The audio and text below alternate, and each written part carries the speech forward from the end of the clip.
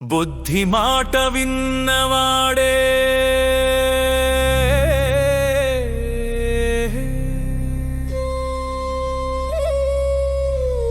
బాగుపడతాడంట.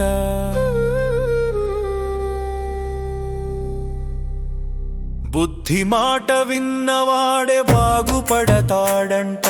సద్బుద్ధి గలవాడే బుద్ధి చెప్పే మాటలు విని బాగుపడతాడంట.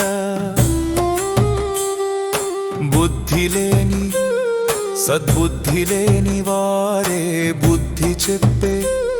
సద్బుద్ధి చెప్పే మాటలు వినక చెడిదరంట. చివరకు చెడి చచ్చెదరంట. నడు రావణుడు, కర్ణుడు, దుర్యోధనుడు అందరూ వినకనే చెడినాడట. బుద్ధి మాట విన్నవాడే బాగుపడతాడంట. సద్బుద్ధి గలవాడే బుద్ధి చెప్పే మాటలు విని బాగుపడతాడంట. ఆయుధం పెట్టకపోయినా పరమాత్మ చెప్పిన మాటలు విన అర్జునుడు విజయుడై నిలిచినాడట.